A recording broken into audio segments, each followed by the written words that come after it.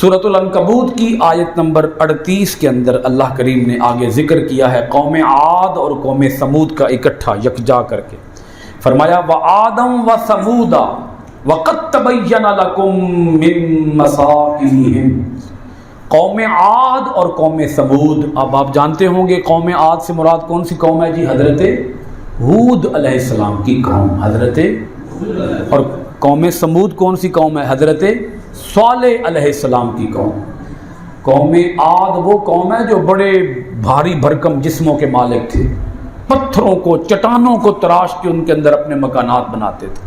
حضرت ہود علیہ السلام اللہ تعالیٰ کے ایسے پیغمبر ہوئے ہیں جن کے اوپر ایک بندہ بھی ایمان لے کے نہیں آیا زبان سے، چند لوگ مومن بنے دل سے، وہ بھی اندر اندر خفیہ طور پر، اعلانیہ طور پر انہوں نے اپنے ایمان کا اظہار نہیں کیا، چند لوگ مومن ہوئے۔ حضرت ہود علیہ السلام کی بات کر رہا ہوں، اور حضرت ہود علیہ السلام کی قوم کے اوپر ہوا یعنی تیز ترین طوفان یا آندھی کا عذاب آیا تھا۔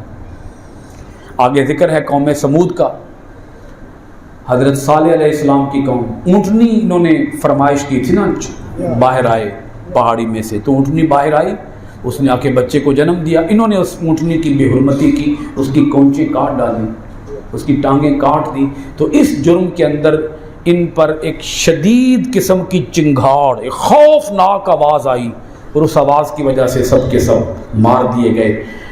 ان کے جو کھنڈرات تھے یہ اہل مکہ سے شام جاتے وقت دیکھتے تھے کھنڈرات کو، قوم عاد کے کھنڈرات اور قوم سمود کے کھنڈرات۔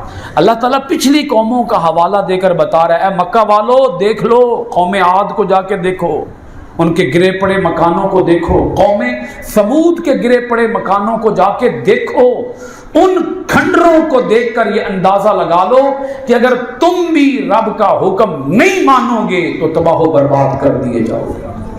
وَقَدْ تَبَيَّنَ لَكُم مِّن مَّسَاكِنِهِمْ، تمہارے لیے ان کے مکانات واضح ہو چکے ہیں۔ اے مکہ والو، تمہارے لیے قوم عاد اور قوم سمود کے مکانات، ان کی رہائش گاہیں، مساکنہم،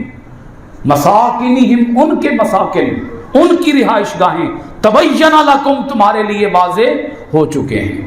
یہ قوم عاد اور قوم سمود کا مسئلہ کیا تھا؟ پیغمبر آئے، انہوں نے آ کے واضح و نصیحت کی، یہ باز کیوں نہیں آئے گناہوں سے؟ اللہ پاک اس کی وجہ بتاتا ہے، وَزَيَّنَ لَهُمُ الشَّيْطَانُ أَعْمَالَهُمْ، ان کے لیے شیطان نے ان کے اعمال کو آراستہ کر دیا، غلط کام کرتے تھے اور غلط کاموں کو اچھا سمجھتے تھے۔